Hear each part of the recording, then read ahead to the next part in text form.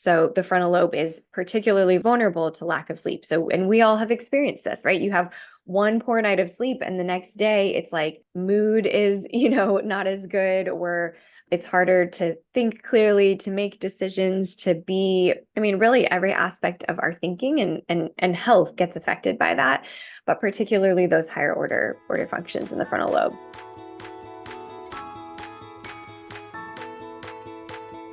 Welcome to You Belong in the C-Suite podcast. You are ambitious in life and in your career, but something is missing. You want to bring more of your passion to what you do. Because let's be honest, you pour a ton into your work, and it needs to mean more. I'm your host, Laura Eigel. I'm a mom, wife, PhD, coach, advocate, introvert, and indoor rowing fanatic. I'm passionate about living a life that's in line with my values. We'll give you the actionable tips and tools you need to lead with your values, make a difference, and have career success. The world needs more diversity and authenticity in the top jobs at organizations. Your leadership belongs there. You belong in the C-Suite.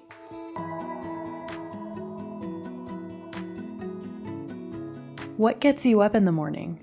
What drives your decisions? What do you stand for? No idea, not even sure where to start? I use my values to guide my life and career. It's the basis of how I've built boundaries for myself and stuck to them. Are you ready to dig into what matters to you? Go to thecatchgroup.com to download your free values worksheet. That's thecatchgroup.com to download your free values worksheet to get to your core values and take action on what matters most.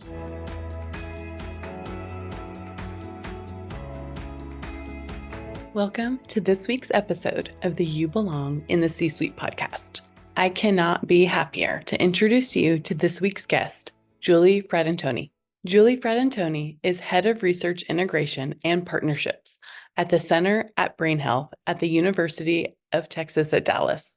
She specializes in creating content and tools that help people become proactive about their brain health. Dr. Fratantoni is a skilled science communicator who makes neuroscience approachable and engaging. She regularly shares brain tips and science insights on Good Morning Texas and social media. She leads the user experience and training content creation for the Brain Health Project, a 10-year longitudinal research study seeking to define, measure, and improve brain health and performance across the lifespan.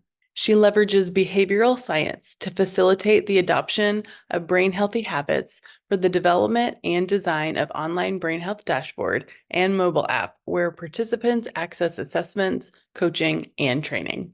Dr. Fratantoni heads up different research initiatives on topics including women's brain health, hormone replacement therapy, and sleep. She also leads the Kindness Enterprise, a research and translation program seeking to uncover and harness the brain's capacity for kindness, empathy, and compassion as critical components of overall brain health and well-being. She received her PhD in cognitive neuroscience from the University of Texas at Dallas and is also a licensed speech-language pathologist and trained in biofeedback and mindfulness techniques. Her clinical work has focused on facilitating high-performance brain functioning for corporate executives, veterans, athletes, and young adults. I've known Julie for several years now and have been able to see her impact firsthand. And in this conversation, we talked about why brain health matters so much, and more importantly, why leaders may struggle so much with some of the things we generally know we should be doing more of, like getting enough sleep or not overbooking our schedules. In our discussion, we talked about the biggest struggles of leaders and how those struggles are leading to burnout.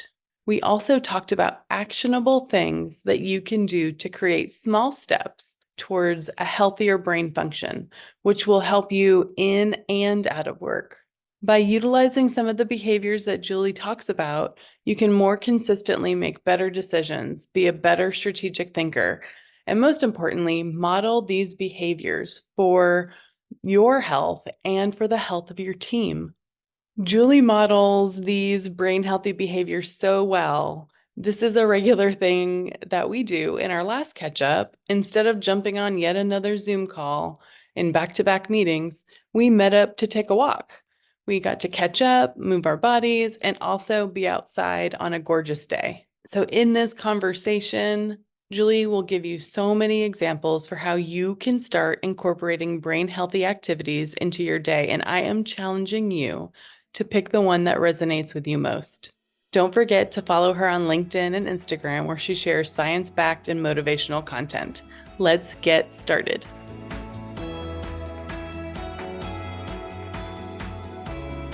Well, I want to welcome you to the You Belong in the C-Suite podcast. Thank you so much for joining us, Julie. Hi, I'm so happy to be here. Well, I am so excited that we're meeting in this container. So how long have we known each other now? A couple years. A couple of years, right? Sometimes it feels longer, sometimes shorter. But we were introduced through a mutual connection, and we've just been in, I feel like we both contribute to like this kind of mentorship to each other. Do you feel like that too? Well, I think that you mentor me, and I've been really grateful for that. I've learned so much from you. So yeah, it's been a sweet friendship and mentorship. Well, I feel like I'm also mentored from you as well. So mutual mentorship. How about that? Well, I'm excited to have you on because we are going to really just dive into a ton of topics that we just sometimes love chatting about. But you are here as the expert today, which I am just so excited to learn more from you. And we have a couple of things on our mind to talk through. But before we do, I'd love for you to just share with the audience a little bit more about your background and about your career story. Sure. So I have a really cool job. I have my dream job. I get to study brain health. So I have both a research and a clinical background. My technical title is Head of Research Integration and Partnerships, but that doesn't really tell you what I do. I am basically, I'll give you kind of three buckets of interest. So the first one would be around research and learning more using neuroscience and looking at different behavioral and other measurements to understand more about the human brain, really with the idea of looking at potential and how do we help it thrive and keep it strong and healthy for our whole lives. The next bucket is really more about behavioral science and understanding what are things that help people to make behavior changes that are positive, specifically for me to learn more brain healthy habits. And then the third bucket is around content creation or creating products, tools, kind of the user experience of things in terms of rolling those things out and helping translate the science so that we can scale it and more people can benefit from it. Because right now we know that it takes over 20 years for research to trickle down from academics into the public. And so that is way too long. And so that's a big passion of mine, is helping to shorten that time where discoveries are being put into the hands of people and they're actually getting to benefit from that new knowledge or information. And we also know that just this is incredibly urgent given the state of affairs with brain health and mental health and all the things that people are facing in terms of just, and even just aging, right? With dementia and just the rates of these things that have increased. We've doubled the human lifespan over the last century. So people are now living to be twice as long, but our brain span is not keeping up with our lifespan. And so I'm really passionate about helping people learn how can they start to be proactive and what are things that they can do today, and just making it really approachable, because the brain is mysterious, it's incredible, but it can also be intimidating, and it doesn't need to be overly complicated. There's lots of just simple, small things you can do in your day to day that can really make a big difference long term. I am so excited to talk about some of those things, but I love a couple of the things that you said. One thing that I think we both love is just this idea of behavior change, right? So being able to support folks in behavior change. And when we think about behavior change, I think a lot of times people think it has to be ginormous change, like big New Year's resolutions and all that kind of stuff, when really we're going to talk about some of the small changes that we can make to make a big difference. And then the other thing that I just think is one of your strengths is you are able to take just complex like medical data, and you translate that into just bite-sized lessons that people can understand. And I think you do that in such a really great way. And it's a thing. And a lot of researchers don't do well. And so I love that that is part of your core job. But I think it's a part of what makes you really good at it, because you do that. I see you do that in lots of aspects in your life. And so I'm excited that you're here to and that we'll continue to do that and carry on those conversations. But it's such a strength of yours.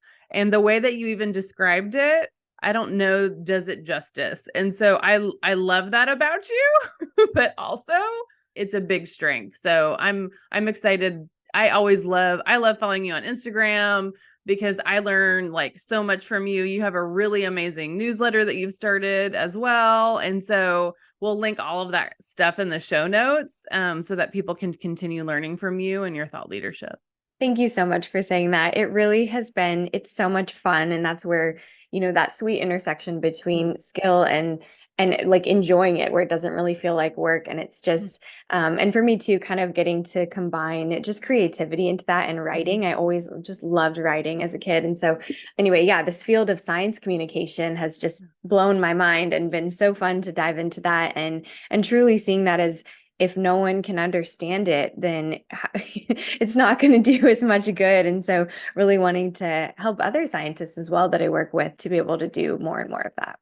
Yeah, I love it. So let's break down some of these things. I think some of the kind of the landscape, you are well aware of it. You see like all of the stuff over in corporate and academia in just regular life. It feels like we're just stuck in some of these kind of same habits that we've had for years and years. And the clients that I coach, they're mid-career women or in the C-suite or have aspirations to, and they're kind of going nonstop, right? So it's one thing to the next, very high standards for themselves.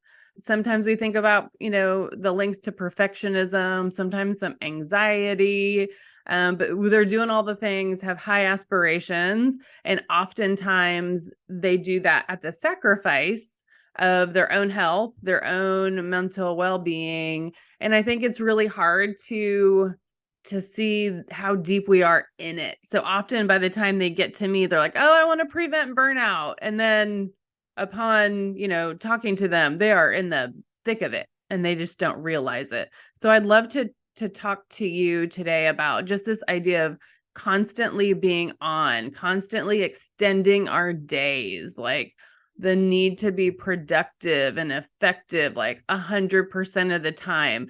And if we're not, then we feel like we're kind of failing, right? And so let's just start there. There's a ton that we can talk about, but I'd love to get your perspective on kind of like the state of things. Are you seeing that too? And then what can we do about it? I have so much to say about this topic of always being on, the need to, hustle culture, just the way that the pressures of society, the pressures, our internal pressures we put on ourselves to hit arbitrary, whatever it is. And so we don't realize what that is doing to our brain. So the brain, most people, I would say recently, are aware of the last couple decades of research and neuroplasticity and this exciting news that you can change your brain and it's lifelong. It doesn't just stop at 25 or after you're a child, right? It's your entire life. You have this ability to change, which is incredibly positive.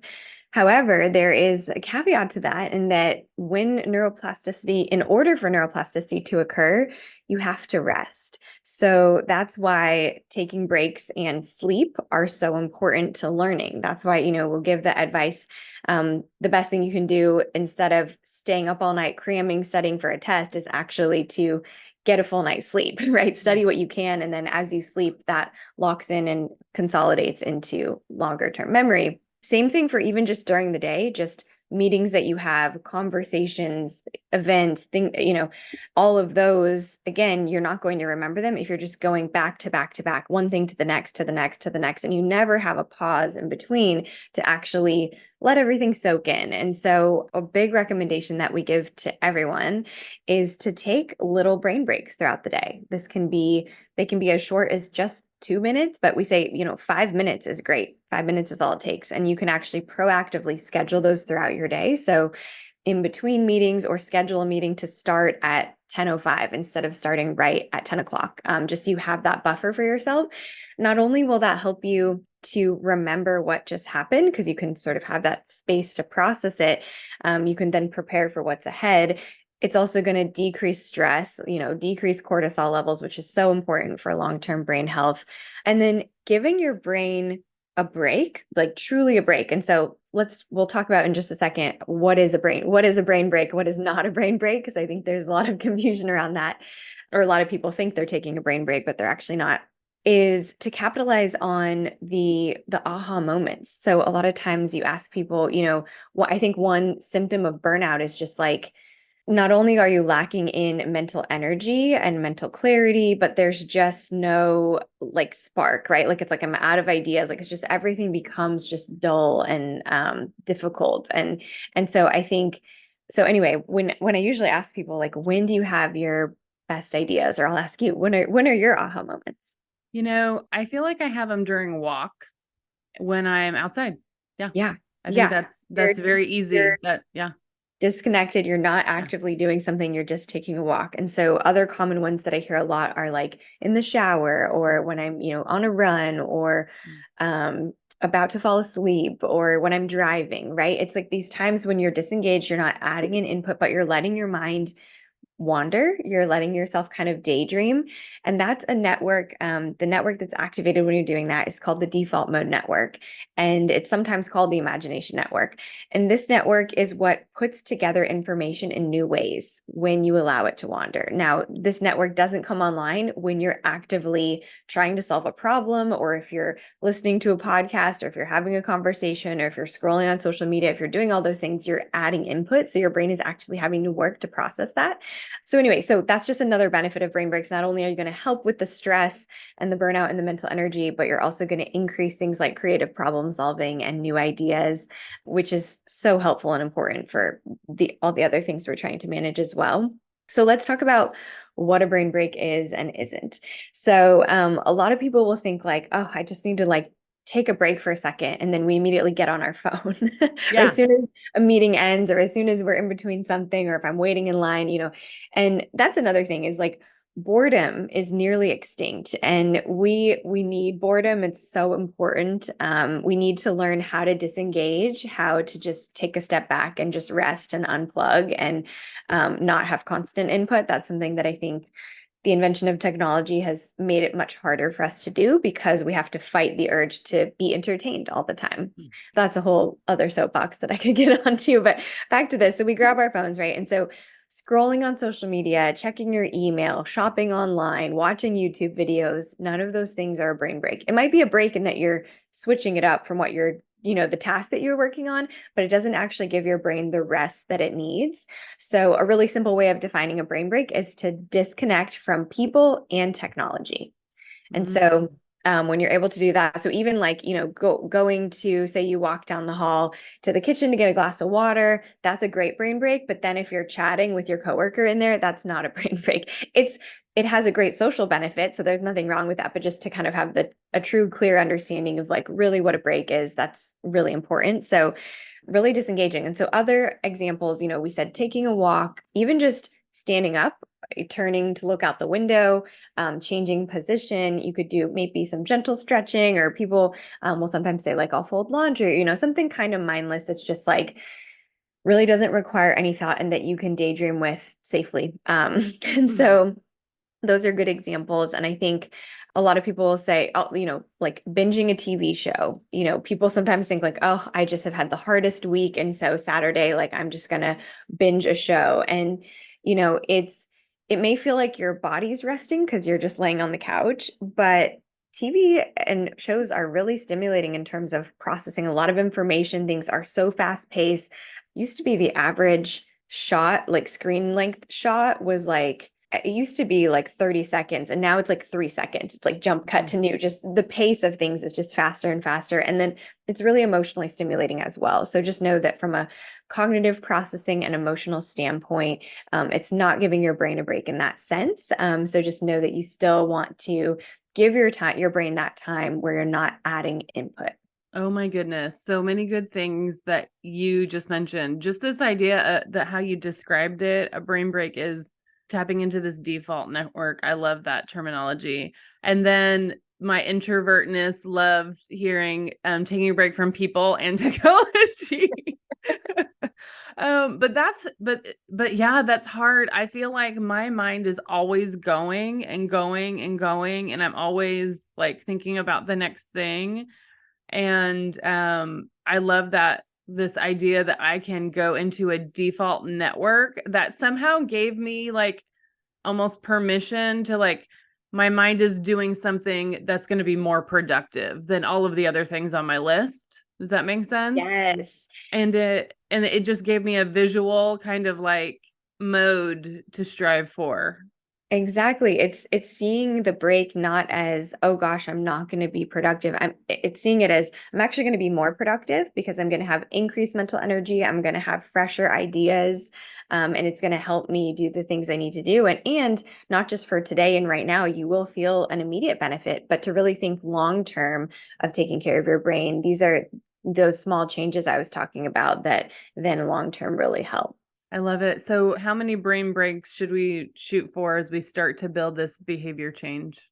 The Center for Brain Health recommends taking five. We call it a 5 by 5. So Mhm. 5 5 minute brain breaks throughout your day. And again, like I said, it sounds really simple, but it's maybe not easy to implement.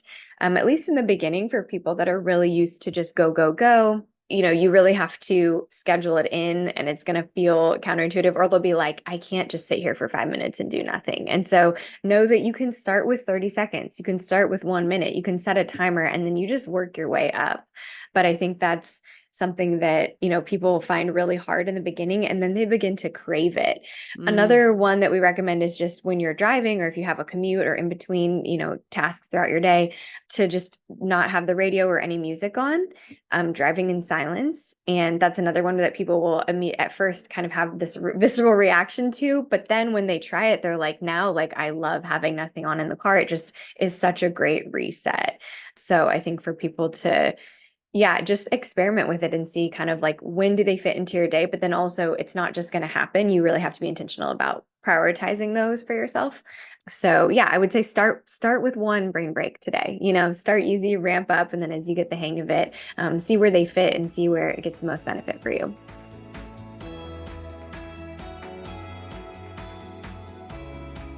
My award-winning book, Values First: How Knowing Your Core Beliefs Can Get You the Life and Career You Want, is now available in audiobook.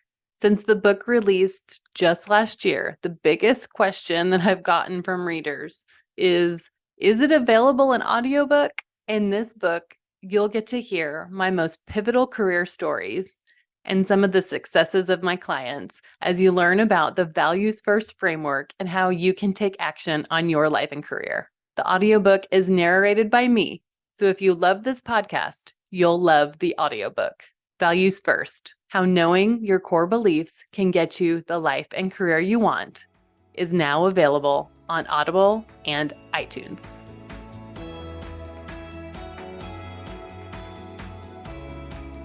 And I love the theme that you mentioned before of like we are never bored and we're always entertained.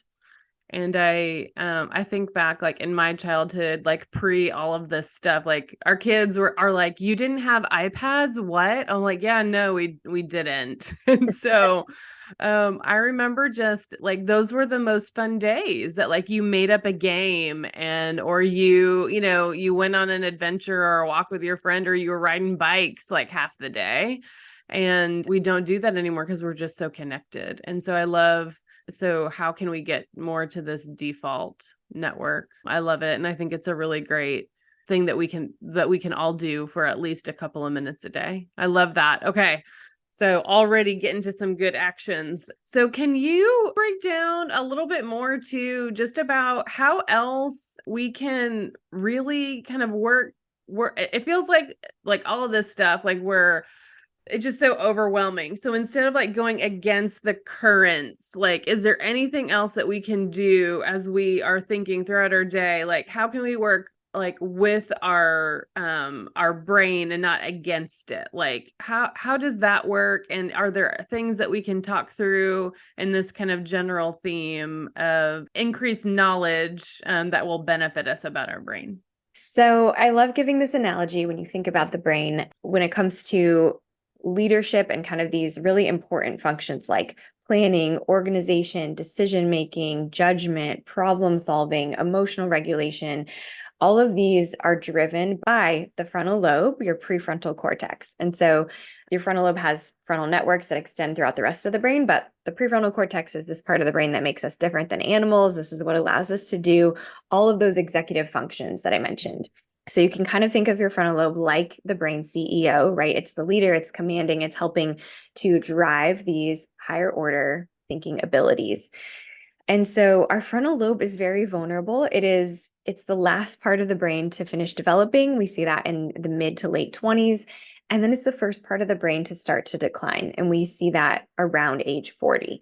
So if you look at it that way and know that we're living to be about 80 and you've got peak brain years or at least peak frontal lobe function from say 25 to 40, that's only 10, 15 years of, prime brain function. And that's just not enough. We don't want to live over half our lives without a fully functioning brain or just understanding that. And so there could be, I don't know the exact reasons, but just my speculation for why we would start to see that decline around age 40 is probably because it's a time where a lot of people can tend to go on autopilot. They're, maybe at a more comfortable place in their career where they're not being challenged as much or really seeking out those things. And it's just really kind of like, or maybe it's survival mode, right? Of just like, I'm just taking care of everyone else and not taking care of myself. I'm taking care of aging parents and children and so autopilot is one of brain health's worst enemies. It's kind of like I always tell people never retire, right? When you retire, I love this in Japan. They have when you retire, you go get your retirement job. So whether that's being like a school crosswalk or, working at a garden or in a volunteer capacity, but that you still always need a sense of purpose and the right level of challenge. And the right level of challenge is going to be different at each stage of life, but knowing that that's so important to always stay engaged. So I say that it's important to stay engaged. I think probably a lot of your audience maybe has the opposite problem of being too engaged. And like we said, the going nonstop, which is why it's so great to talk about the brain breaks, but to really see that so much of your lifestyle can contribute to keeping your frontal lobe healthy. And so for one example, I would say is like lack of sleep. So the frontal lobe is particularly vulnerable to lack of sleep. So, and we all have experienced this, right? You have one poor night of sleep and the next day it's like mood is, not as good, or it's harder to think clearly, to make decisions, to be, really every aspect of our thinking and health gets affected by that, but particularly those higher order functions in the frontal lobe. So just looking at lifestyle and thinking, how can I set my brain up for success? What are things I'm doing day to day that I might not realize are hurting my brain? And so, like I said, lack of sleep is one of them. I know, diet obviously plays a huge role in that. Alcohol specifically, sugar especially, these things are going to really affect just the ability to think clearly, which is big. And then some other ones like the way that I know we kind of like the pillars, like everyone thinks of sleep, diet, and exercise and kind of generally knows for health that those are important. What people don't think about as much is how are you using your brain every day? How are you engaging your brain when you are processing information? What are you doing when you need to solve problems, things like that? And so those like multitasking, for example, like are you just trying to do a million things at once? Are you actually simultaneously, listening on a call and trying to answer an email at the same time, right? And we know that when we multitask, well, for anyone who's not familiar, multitasking is pretty toxic. It really increases stress. We see increased cortisol, and short bursts of cortisol are not bad when they help us perform, but when it's sustained long term, everyone knows chronic stress is not helpful. And specifically for the brain, what happens is we see cell death even in the hippocampus, which is a part of the brain responsible for learning and memory. It's critical.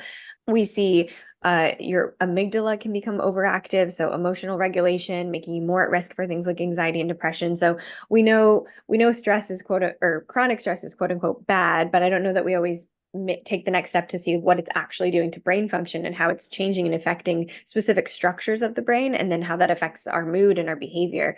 So that's really important.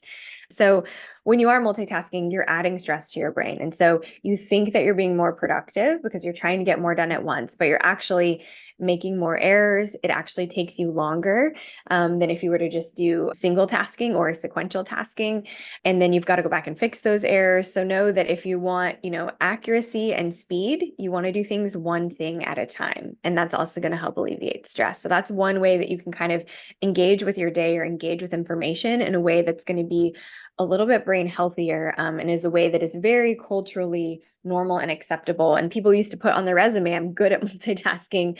Although I think what they probably mean is I'm good at prioritizing and managing multiple projects. Like I can have a lot on my plate and I know which thing to do in what order. But there are a lot of people that, think that they are good at actually multitasking in the true sense of the form of the word. And I just need to say I've never met a single person who actually is. It's so fascinating because it feels like if I looked at the calendar, then my calendar used to be like this. It was like triple booked and like you're on a Zoom call, but like you're paying attention, but then you kind of disengage because you have something else come through your email box and maybe the agenda wasn't really thought out anyway. And so you're like, do I even need to be in this meeting? But I need to because of visibility. You have all these things going, and then you're working on a separate project, but also trying to listen to make sure that you're like engaged in case somebody asks you a question.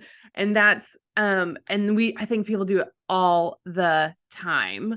And we are in fact working against ourselves when we're doing that, because I'm not in that meeting and I am not actually thinking about 100% that task and all of those kinds of things. And so I've tried to stop doing that, but it's really hard because there's so many notifications and so many things. But just this idea of single focused tasks or batch tasking and like all of those kinds of things feels so good to be able to say we can work with how our brain actually works versus fighting against it and then feeling like I never get anything done, right? Like this uncomfortableness of like, well, I was in all of these things all day and did I even accomplish anything, right?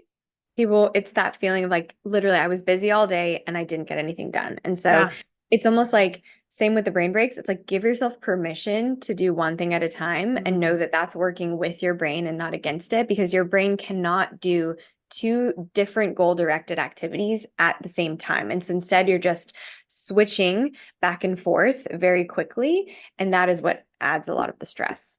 And I think with executives, like so many of those things, like you have to, like you need your full brain to do these things. And so sometimes it's fascinating because like the schedules of executives and of just like highly driven people, they're taking on a lot. And often we extend our days, we do more stuff, we take that extra meeting when if we would have maybe done one thing at a time and potentially even work less, we could have more focus, more clarity. We're making better decisions, right? If we're doing some of these things, because some of the stuff that you mentioned at the beginning, like strategic planning, decision making, problem solving, like these are the things that we need to be doing in our jobs. And we're literally working against ourselves by the multitasking, by the not taking breaks. And so, like, just this idea of work with it instead of against yourself, that is a huge unlock. Another one is, or just stat that I think is important, is when we are interrupted from a deeper mode of thought, it takes on average 20-25 minutes to get back to that place. So we're wasting a lot of time. And then, that feeling of like, okay, I got to get back in this document, or I need to open up these windows, or I need to like reorient myself to that train of thought. And it takes a lot of time. And I think also when we are spread so thin and multitasking and all of this, and it makes us more just shallow thinkers. So we're staying at this surface level because we're switching back and forth so much that we can't actually go deeper. And that's another one in terms of how you use your brain and engage with information. Deeper level thinking is a great brain exercise. It's really important. We don't need to do it all day long for everything. No, just the things that are really important. And so we say pick your top two things, like to look at your to-do list based on cognitive effort, Mm. not based on just urgency. And so when you kind of prioritize your to-do list that way, it's like, okay, what are the things that are going to require this deeper thinking? How can I schedule it during my brain's prime time when I feel my Yeah. sharpest? And then protect it, make sure I'm single tasking during that thing. Yeah. And then I can really go deep. And that deeper thinking, again, it engages your frontal networks. It's a great exercise for your frontal lobe. It's a great way to keep it healthy for your whole life. So knowing that, yeah, really giving yourself that space to think deeply and process so you can make the best decisions is a really important thing for leaders, people in the C-suite, your everyday person. I mean, we all have to make important decisions. I love it, but I will tell you, time and time again, leaders that I coach, they're so busy and they're going from one thing to the next. They do not give themselves time to do the deep thinking. I was just on a call last week with a senior leader, and her schedule is really busy. And so we just took a look and we're like, okay, well, how can we, like, it's something like she would just put off and then it would just never happen. And so we looked at her calendar. We said, how can we do at least one deep thinking session next week? Right. And then we looked at her calendar in general, and she basically was like, I've not scheduled some things I need to it almost looked like she had more time than she really did, just to give herself of this idea of I have control over my week kind of thing. I've not scheduled myself back to back. But once she put in the things that she really needed to do, she even called it deep thinking. And then she, within the meeting invite to block her calendar, she wrote the 2 to 3 things that she wanted to think about or wanted to work through. And we talked about how important that was, because otherwise she would just do something else.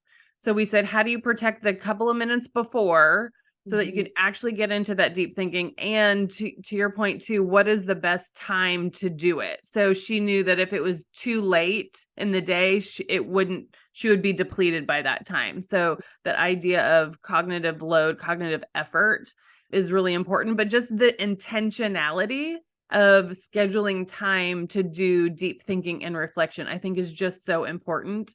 There used to be a leader at a company I used to work for, and I remember one time I had a meeting with him, and it was scheduled, but he wasn't available yet. And so, but you could hit the offices were glass, and so you could see him. And so we were waiting outside of his office, and he was looking outside the window.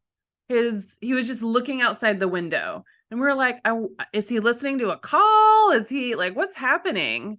And so eventually we get into the meeting, and he was like, oh, I'm so sorry. I was thinking. And we were like, whoa, that's so interesting, because we had never seen a leader literally do that. Like, he was staring outside his window, and he had scheduled the thinking, and he hadn't interrupted himself. He actually was still it was still so important that he had us wait, which was fine. But I was like, I just remember how novel of an idea that was. Because you just don't see people doing it. Yeah. Oh my gosh, I love that so much. It's so important. And we just sell ourselves short. And I think we rob ourselves of our own mental energy. We run around kind of doing all these busy work tasks first, answering emails, tending to things that are urgent. And then at the end of the day, like the example you gave, it's like she has nothing left in the tank to do that deeper thinking. So really prioritizing it so that it happens, because otherwise then it doesn't happen and it doesn't happen and it doesn't happen. And then that adds to stress too. Yeah. Oh, so much so. So one thing that you mentioned earlier, and I'd love to dig into this just for a couple of minutes, is idea that some of the things, like you mentioned, sleep, are just kind of there or not there. And it feels like some of these things, back to this idea of behavior change, it's like, what are the things that we need to interrupt in our lives that are just habitual, we're just so used to being there? My husband and I recently cut out alcohol, and we just didn't realize how many habits were into that and what it impacted. It's so interesting, because We are sleeping a ton better. Workouts are better. It's just better.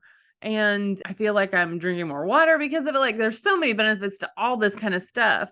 But like, what other things are we just so used to kind of being there we don't even realize? And what are some of the benefits to brain health? Well, I also just, since you bring up alcohol, and I get this question a lot, the myth that red wine is good for you is the amount that you would have to drink to get the benefit from it would far outweigh any good it could do. And so they're really, from a just purely physiological standpoint, alcohol is a poison. It increases inflammation, it dehydrates the body, it impairs that frontal lobe function. That's why, you make bad decisions when people are drinking, all of that. So really, there's not a single benefit of it for brain health. And I think that that's something that people are like, oh, but like, what about the studies that show that, people who drink are healthier or live longer than people who don't? And I think you have to really look at it in context. I think maybe the alcohol consumption is associated with social gatherings or having social support or having fun in life, which all those things are really good and help you live longer. And I don't know that I think we're able to do a clean study, which you can't do with humans, to look specifically at the alcohol consumption. It's actually not doing anything to help the body or the brain. So I just want to say that to begin with. But yeah, to your point, there's so many things just in our culture and society that are deemed very normal that are really not helpful for our brain health. And so drinking is one of them. Sugar consumption is another one. Social media is a huge one.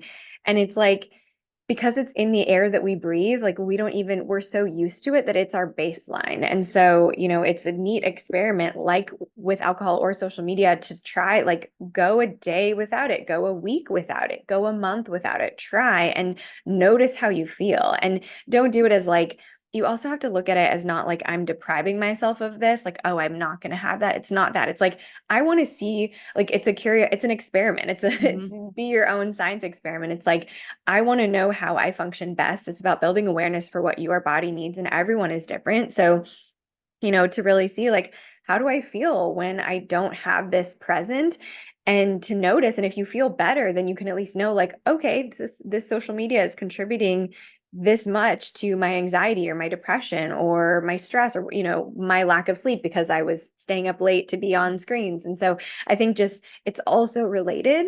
But I think it's a really great exercise to look at that. And then also, not prioritizing sleep or skipping sleep or thinking that it's a badge of honor to get by on very little sleep, is probably, if I have one just general brain recommendation, it is get 7 to 9 hours of sleep a night. Like, protect your sleep. It is the one thing that you really can't replace with any other thing. And it's also the thing that amplifies, it's going to help you repair from your exercise. It's going to help you digest, get the nutrients, all your body systems reset, everything happens then. Whereas, like, if you're working out and not getting enough sleep, then that workout's just depleting your body further because you're never repairing or rebuilding. So it's like, it's the one thing that there's no replacement for it.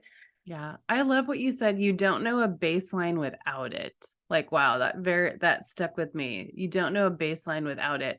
So some of these things are now our baseline, right? And are most likely contributing negatively to lots of other stuff. It's another way to think about what's working against you, some of your current things that you're doing. I love the idea of thinking about it as like your own experiment, and how do you feel about after it? I think that's doable, because some of these things, it's like, oh my goodness, like, okay, so we can't drink, we can't do this, we can't do that, we have to sleep more. It seems overwhelming. But at the other side, like, I can tell you, I have more clarity of like what I want to do, what I don't want to do. Been reading more. I mean, just other things that have just been so beneficial. Been cooking more, and it all kind of begets the other thing, right? So if we have one thing that we try, what is it? Sleep? Is it the brain breaks? What do you think? I know Oh it's hard to gosh, pick one. I know. We'll go with, I think brain breaks are a really attainable first step. And it's like, Like it. today, start with Yeah. a minute, Good. start with 1 5 minute break, drive with the radio off. I think there's so many different ways to customize that could really really start to see a difference. And then when you start to see that difference, then it's like, it's reinforcing because then you want to keep doing it. Yeah. And I just want to add too, I think to your point about people feeling like, oh my gosh, like, it's like a full-time job to take care of myself, or I have to, like I don't have time for any of this. But then also think like kind of the brainomics of it, the brain economy of like, what would you pay to think more clearly? Like, what would you pay to like have, your brain working when you are in your 60s, 70s, 80s? Like, what would you pay to have more mental energy? Like, people spend so much money on supplements and coffee and fancy, like, it's like you don't need to buy some fancy thing. I think people are looking for like, what is the hack? What's the trick? What's the fit, the silver bullet? And it's like, take a 5-minute brain break. It's like the things that it's not super exciting. People don't really want to do it. It's like, get 8 hours of sleep. It's like, these tools are free and available. And so I think when you think about it in terms of like, what would you invest? What would you give to have a fully functioning, healthy brain that you might be missing out on, to your point? Like, you don't even know the potential and capacity for creativity and clear thinking that you may be benefiting from. It's like, what would you give to have that? And you can essentially have it for free if you just change some things up. So just kind of like give it a try. If it's something that you're looking for and wanting, try those things first before you, invest in a lot of other stuff. Yeah, I love that, because I think we're willing to invest money into a ton of these things to get like the shortcut or the fast forward or the accelerated whatever. And even if you can't get 9 hours of sleep, that might be unattainable given like your life stage or what's going on. But I will tell you, like with the people that I coach, we're working like too much. So if the things that you can get done when you are focused, you will literally work less time. And it seems counterintuitive, but that's how it works. You get better at prioritizing, you get better at saying no, you can build the boundaries for this whole life thing that we want. And it's not just about work-life integration or balance. It's really prioritizing the things that matter most. So I just want to thank you so much for this conversation. I will talk to you again, offline, online about all of these things. But what is the best way for our audience to connect with you? Sure. Probably on Instagram. My handle is at Dr. Julie Fratantoni. And yeah, please say hi. Awesome. Well, thank you so much, Julie. I really appreciate you today. Thanks for having me.